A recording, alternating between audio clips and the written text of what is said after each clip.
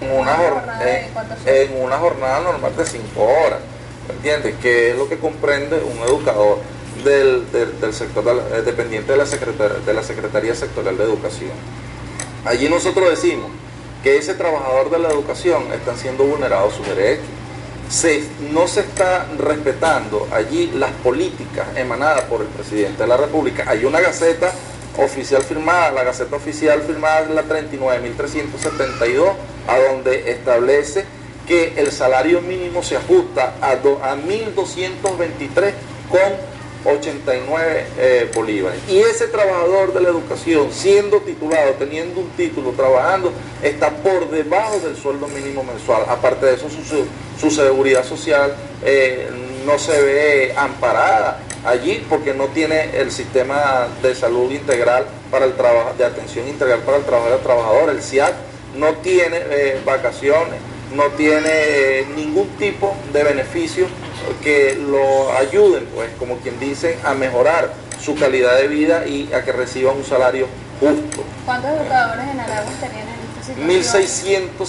1.600 y pico, 1.600 y algo, el pico no lo tengo exactamente, son 1.600. Entonces nosotros hacemos ese llamado al Ejecutivo Regional para sentarnos en una mesa. Nosotros tenemos una propuesta, esa propuesta la hemos hecho saber al Ejecutivo Regional, a la Autoridad Única del Estado, de que se lleve progresivamente en primer paso, como un primer paso al salario mínimo, y del salario mínimo, ¿verdad?, progresivamente se le vaya ajustando a ellos según su categoría, según sus años de servicio, a ese trabajador y esa trabajadora, y se le dé la oportunidad de tener una estabilidad laboral como un interinato a la Secretaría Sectorial de Educación. Claro, porque no es justo que una persona graduada gane apenas 200 bolívares, o en estos casos que ni siquiera llegue a eso por ser suplente. Fíjate. En cuanto a la solicitud de viviendas por parte de los educadores, ¿de qué forma ustedes han mediado como sindicato para que aquellos que no poseen una vivienda pues puedan obtenerla? Bueno, fíjate que nosotros dentro de esa, esto es un recibo de una suplente fijo dependiente de la Secretaría Sectorial de Educación.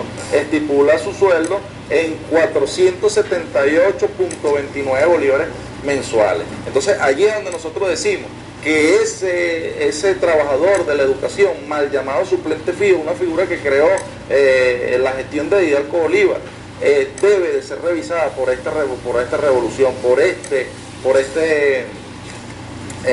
gobierno revolucionario que está tratando de ajustar a derecho y de ajustar desde el punto de vista humano, social, a esos trabajadores de la educación. Nosotros hacemos ese llamado para sentarnos a hacer una mesa de trabajo con el Ejecutivo Regional y ver de qué modo nosotros podemos superar ese atropello que se viene cometiendo. La profesora Marisa Loreto ya conoce esta situación. Sí, ella tiene conocimiento de eso, la profesora Marisa Loreto. ¿La disponibilidad para que estas personas al menos ganen sueldo mínimo?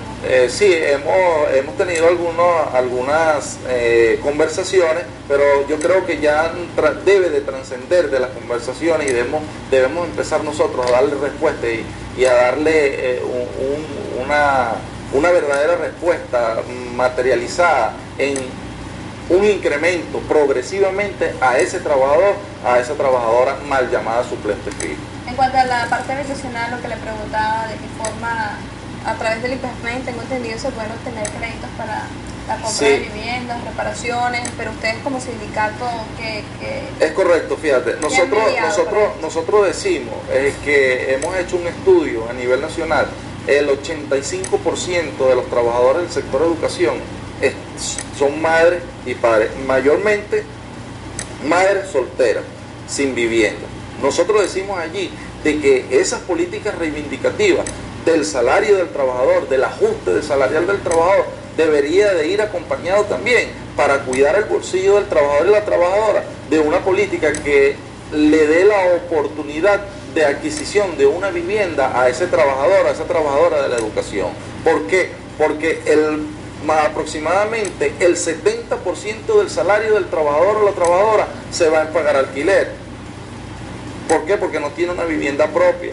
entonces ahí hay una desprotección de ese salario de ese trabajador de trabajador. Seguramente no vive bien porque vivirá en una lógico, porque vive en un anexo, a donde un anexo aproximadamente los costos ahorita están en 2.500 bolívares, y fíjate tú, si nosotros nos ponemos a ver un docente, por decirte, un docente que tenga un docente 1, un docente 2, que esté más o menos estabilizado en un 0.9 a 2.5 salarios mínimos, se le va el 70% de su sueldo. ¿Y dónde queda para cancelar lo que es los gastos de alimentación, transporte, todo eso? Entonces allí es a donde nosotros decimos, deben de ir acompañadas esa petición, esa reivindicación del salario del trabajador, acompañada con políticas que protejan el sueldo del trabajador. Eso es lo más importante allí.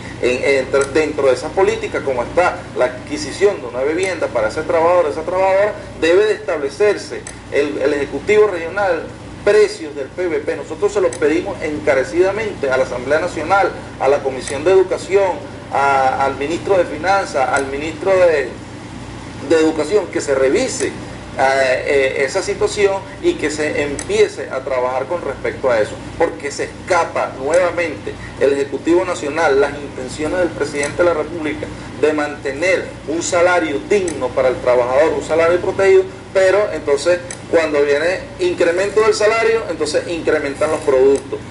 ¿Cómo es posible que, por ejemplo, un caucho para un transporte que costaba 250 bolívares se incrementó a 750 bolívares? Entonces estamos hablando de qué margen de ganancia existe allí.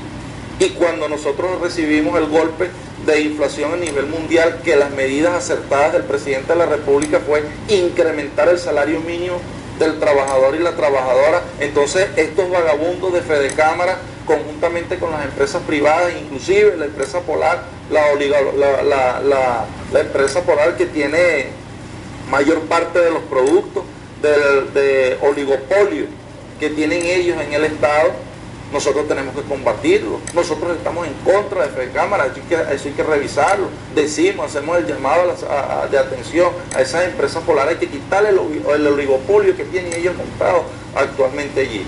Desmontar ese viejo Estado burgués y montar un nuevo Estado que ampare a todos los trabajadores de todos los sectores, no solamente del sector educativo, de todos los sectores, porque es de interés nacional, es un interés colectivo de proteger al más desposeído, y esto está haciendo esta revolución. De Mercal y Pedeval para que la gente pues tenga mayor acceso a los alimentos y a precios accesibles, regulados. Bueno, tenemos que darle las gracias a Winston Lamb, el secretario de reclamo de SINAFU. Ya nos quedan 2 minutos aproximadamente. No sé si usted quiere hacer brevemente un último llamado. Bueno, el llamado es al magisterio aragüeño, magisterio general. Estamos trabajando del lado de los trabajadores, la lucha de nosotros es con los trabajadores. Saludamos desde el movimiento de educadores bolivarianos, desde SINAFU, a todos los candidatos por el Partido Unista Socialista de Venezuela, el apoyo completo a todos nuestros diputados. Estamos seguros que nosotros vamos a alcanzar ese triunfo, más de ese 70% de representación en la Asamblea Nacional, para dar una respuesta a nuestro pueblo, y el llamado a nuestra militancia para que se active y active conjuntamente con sus comunidades las inscripciones al Partido Socialista Unido de Venezuela. Bien, así que gracias. Entonces era Winston Lamb ofreciendo también su llamado político para que se sumen a la tolda del PSUV, al Partido Socialista Unido de Venezuela, pero nosotros nos tenemos que ir ya. Esto fue Apertura Informativa y los invitamos, por supuesto, a continuar con más de la programación.